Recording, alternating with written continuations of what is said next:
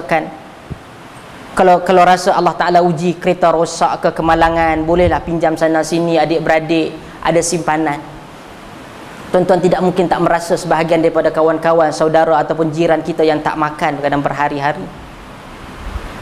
Okay? Tapi tuan-tuan semua tahu, tahun lepas saja zakat Selangor mencapai 450 juta. Tapi orang yang paling miskin di Malaysia siapa? Melayu Islam. Jumlah keseluruhan kalau kita tengok, sebab kita lah yang paling ramai daripada segi majoriti. Macam mana bersamamu boleh jumpa daripada kita? 450 juta di apa di Selangor saja, di wilayah 500 lebih. Johor, Perak, Negeri Sembilan, Melaka. Tak keseluruhan itu sampai 1 bilion. Lebih 1 bilion. Katakan Selangor 450 juta, wilayah 500 juta, 950 juta. Takkan negeri lain 50 juta saja? Kadang-kadang kita tak sensitif benda ni. Kita tengok ada kedai-kedai 7-Eleven yang berada di bawah Berjaya Groups, Vincent Tan, dia jual arak. Biasa. Kadang-kadang anak-anak kita yang nak kerja, tak ada kerja, dapat kerja situ, terpaksa jual. Kita tak pernah sensitif. Kita tak pernah turun untuk membantah benda ni. Sebab agama bawah istana, tak berani. Tuan-tuan, ini agama kita. Kita tak masuk syurga dengan orang istana. Kita tak masuk syurga dengan parti politik. Kita masuk syurga dengan Islam. Tapi benda ini terlalu tak sensitif. Kita tengok jual arak, kita tak rasa biasa, tak rasa apa. Kita tak pernah turun. Ia tidak menjadi satu manifesto, satu perkara yang berat kepada mana-mana parti, mana-mana gerakan Islam untuk bangkit dan meminta demand benda ni. Tuan-tuan, dulu untuk buat perubahan terhadap apa dakwah kekal pilihan raya, bukan dia mau, tapi tuan-tuan juga mungkin di sini kot, tuan-tuan juga yang turun meminta benda tu, mereka ikut. Kenapa tak turun menyatakan kami mahu orang miskin dibela? Ada majlis agama di negeri entah berantah menggunakan duit zakat untuk sukan negeri, untuk baiki rumah orang bangsawan. Tadi saya ada di Dewan Undangan Negeri, ada meja bulat membincang tentang zakat. Zakat tak pernah ditunjukkan kepada kita audit ke mana duit zakat pergi. Tuan-tuan pernah tengok? Tak pernah. Sebab kadang-kadang agama kita dia jadi permainan kita rasa tak apalah. Golongan pembaharuan saya sebut tentang Buya Hamka, antara orang yang bangkit melawan sesiapa sahaja menjadi kelompok yang tidak menguruskan agama secara teruk. Dan tuan-tuan tahu, orang yang berada di situ jugalah yang melarang ataupun yang menghalang orang-orang agama daripada bercakap benar.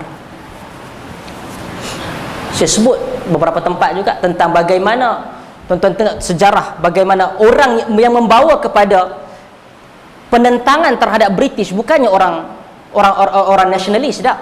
Nasionalis ni datang ambil hujung lah selepas British dah rasa tak boleh nak lari. Semua orang agama. Untuk mengekalkan penjajahan itu, orang rakyat perlu bodoh. Sebab itu tokoh seperti Syekh Al-Hadi, atuk dia Syekh Tahir Jalaluddin bangkit supaya semua umat Islam pergi belajar, termasuk orang perempuan. Orang-orang agama dahulu melarang perempuan daripada pergi belajar. Haram, tempatnya hanyalah duduk di rumah.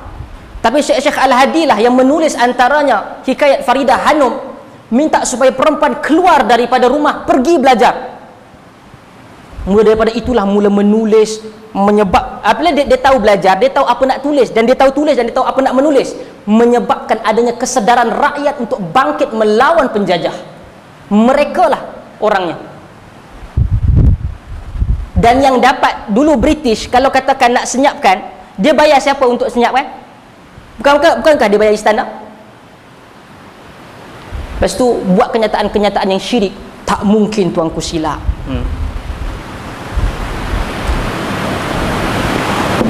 Bahaya tuan. Saya bukan nak apa, tapi katakan kadang-kadang kita tak bangkit untuk supaya berlakunya perubahan ini. Bukan kita nak ambil duit zakat tu, kita nak kata keluarkan audit, minta keluar KPMG ke, McKinsey ke, masuk, jangan bagi dia buat audit dalaman. Audit dalaman tak boleh nak reveal. Cuba bagi audit negara masuk, audit negara bentang. Saya ingat ini 450 juta yang mana ia masuk confirm setiap bulan, setiap tahun. Ketika tuan-tuan jatuh papa ke dana, tuan-tuan baru tahu peruntukan Allah berikan pada tuan-tuan, orang lain ambil. Ketika itulah Islam datang. Lepas tu kita bising kata Islam buatlah program kata Islam ini terancam. Macam mana kita ada duit kita terancam? Macam mana kita ada kuasa kita terancam? Kerana kebodohan umat Islam dan diperbodohkan oleh orang atasan. Agama ini hanya ikut aku. Sehingga ada satu zaman sehingga wajibkan orang buat 20 rakaat tarawih. Sehingga kata siapa tak buat tarawih 20 rakaat ni tak sah. Tuan-tuan, takkan Nabi buat 8 tak sah? Apabila agama itu pada tangan orang, sebab tu kata Buya Hamka, bukan hebat dia kerana ilmu, kerana di tangannya ada tauliah. Bahkan yang bagi tauliah di Selangor pun kita bukan kan tak tahu. Setakat sanawi, alhamdulillah lah, tapi dia nak bagi kita yang ada, kadang-kadang kawan-kawan kita yang ada PhD dalam Quran Sunnah, dalam hadis, dalam tafsir, pergi tak pernah minta tak pernah dapat. Dia kalau bercakap Arab pun tak erti. Jadi perkara ini kadang-kadang kita adanya demand akan berlakulah perubahan tersebut. Kita perlu bercakap, kita perlu memberikan kesedaran agama ini punya, agama ni duit hebat. Sebab tu ustaz-ustaz kaya, sungguh ustaz-ustaz kaya, dia tak rasa apa, dia rasa duit tak masuk, buat air jampi. Sungguh ustaz, air ni Allah mungkin RM1, dia jampi RM10. Saya ingat tahun lepas Dr. Yusuf Al-Qaradawi tulis dalam buku dia review balik Al-Bid'ah, tentang buku bid'ah. Dia letakkan bab yang khusus tentang bid'ah, orang mengambil duit dan secara jelas menggunakan ruqyah untuk dapat duit. Dia sebut sebagai bid'ah yang sesat. Antaranya ni buat duit dengan buat air ni. Itu Yusuf Al-Qaradawi 2013, Al-Bid'atu fid Din. Sehingga kan ada ni, saya minta maaf, saya ingat terlalu teruk ni, Ustaz Syahran saya sebut, saya minta maaf, saya kata saya tak suka sebut nama orang, tapi kadang melampau. Sehingga dia kata apa? Tuan-tuan, kita nak makan delima tu, tuan-tuan minta kebenaran masa nak ambil tu daripada Nabi Khidir ke Nabi Ilyas. Ni milik Allah kan milik Nabi?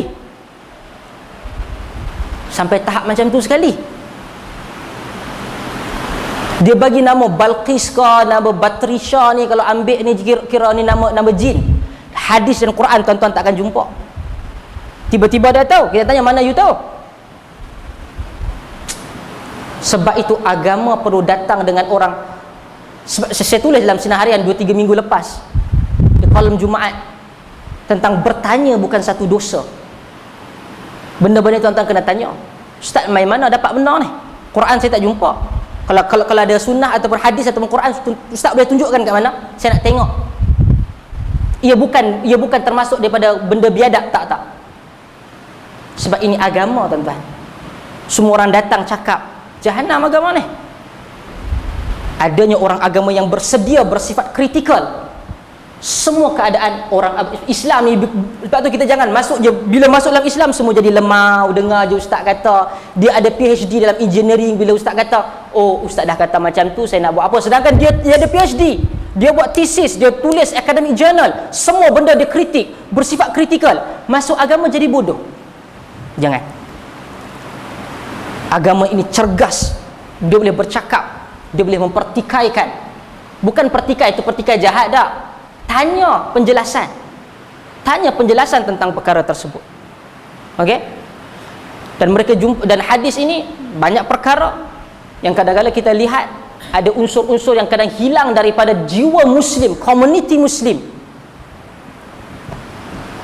tidak ada kekuatan, tidak ada izzah, kemuliaan. Orang buat apa dengan agama kita? Tak apalah, dengan atas nama takut itu dan ini. Kita perlu bangkit, memberikan nafas baru kepada pemahaman agama. Okey? Wallahu taala alam. Saya buka sekali, tuan-tuan ada soalan.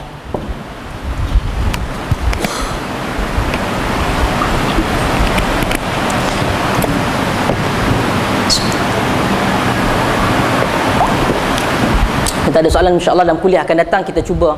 Saya tengok dulu ada tak apa hadis-hadis yang sesuai di dalam Ibn Abi Jamrah sendiri tentang kitab ataupun bab tentang puasa, dan kita akan buat review tentang puasa kita.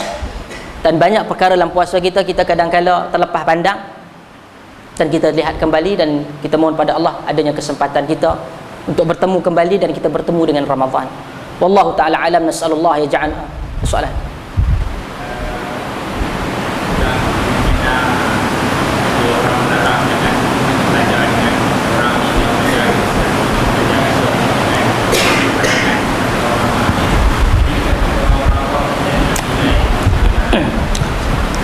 Bagaimana kita, kadang-kadang orang kata jangan belajar daripada ustaz ni, jangan belajar daripada ustaz tu.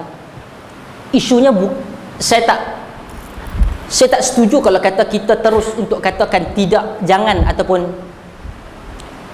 oh kalau ni apa dia biasa, Malaysia senang, Wahabi terus selesai. Saya kata pergi dan dengar dan nilai. Kalau tahu ada mufti dia pergi ke Mekah, dia Mekah, dia tengok satu buku mufti di negeri di Malaysia. Malaysia kan banyak mufti. Negara Arab dia satu mufti, iaitu negara rakyat puluh-puluh juta, ratus-ratus juta. Malaysia baru 30 juta, mufti sampai 7, 8, ingat 10, 14 kot setiap negeri. Dia tak boleh buku ni tentang apa? Tak boleh baca buku ni, sebab lagi kita sesat. Engkau mufti boleh kata macam tu? Engkau lah yang baca, tunjukkan yang mana sesat. Betul tak? Macam mana you boleh tengok dan kemudian you boleh hukum? Apa pun you tak boleh, you tak baca. Siapa pun dia, kita tengok sama ada kita pergi ke, kita tengok rakaman YouTube dia ceramah ke, kita nilai. Contoh macam tadi saya katakan tentang ustaz yang kata ambil buah delima minta kebenaran daripada Nabi Ilyas. Saya nak tanya daripada mana Quran kata? Kita menilai apa yang dia kata. Tuan-tuan tengok ada bab yang pada saya yang tidak bersandarkan Quran Sunnah. Tuan-tuan boleh tinggalkan. Nilai apa yang dia kata. Dengar dahulu. Contoh kadang-kadang kita kata kadang orang kata Wahabi tu apa? Wahabi Wahabi ni tak kunut subuh. Mazhab Malik tak kunut subuh, tuan-tuan. Tuan-tuan pergi masjid India, dia kunut subuh. Takkan dia Wahabi? Betul? Kadang-kadang kita dengar hearsay je daripada orang. Okey? Masjid India tak buat. Tiba-tiba kita buat, waktu kita tuduh orang. Bukan isunya nak pertahan siapa tak, tetapi kadang-kadang bila kita fikir balik, aku ni banyak ikut orang daripada aku tahu. Mak tu kata takkan dia salah. Itu kacau. Bila kita meletakkan kemaksuman pada orang sebelum kita dengar dengan telinga kita. Kita aku silap, biarlah, tarik balik Tuan Haji, benda tu besar. Dia kata biar popok ni.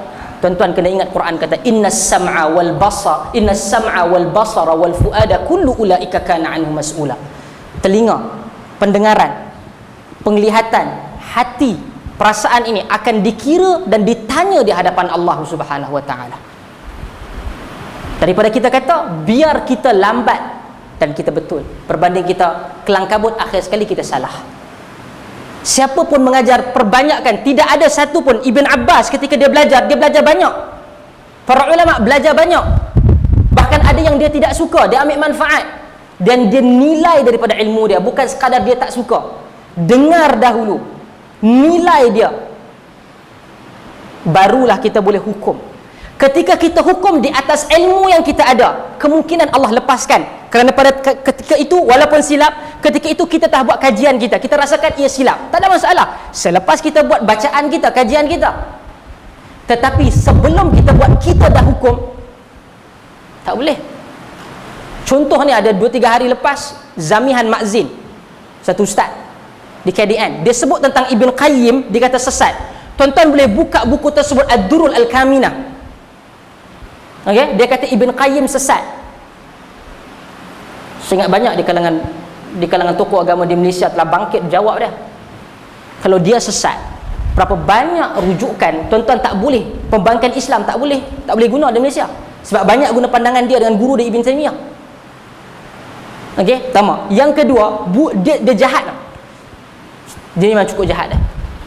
Dalam buku tersebut, Durul Kaminah ni dia sebut tentang macam ni, Sifatus Safwah. Dia sebut tentang tokoh-tokoh. Dan dia sebutkan Ibn Qayyim dituduh sekian. Ibn Qayyim dituduh. Dan dia jawab, tuduhan Ibn Hajar kata tuduhan itu tidak betul. Bahkan kalau kita tengok, siapa yang ni mungkin bagi yang faham, kita tengok antara yang tuduh Ibn Qayyim dan Ibn Taymiyah tu, Ibn Qayyim adalah As-Subki. As-Subki ni dia sezaman dan dia sayang dengan Az-Zahabi. Dia belajar pada Az-Zahabi. Dalam surat Az-Zahabi tulis balik satu surat marah pada dia, sehingga dia balas balik kepada Zahabi, dia minta maaf, dia tarik balik apa yang dia kata terhadap Ibn Taymiyah ataupun Ibn Qayyim. Dan itu yang digunakan oleh mamat seorang ni.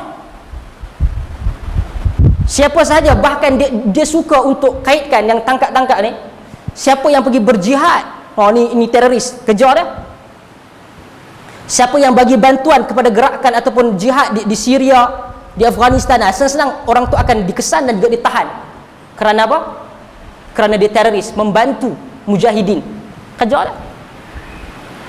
Sebab tu bila kita nak cakap, kita boleh tolak orang ataupun pandangan orang, tapi hati-hati. Kita ada bukti, kita kata berdasarkan pembacaan saya, kajian saya rasakan dia ni bermasalah. Tak ada masalah.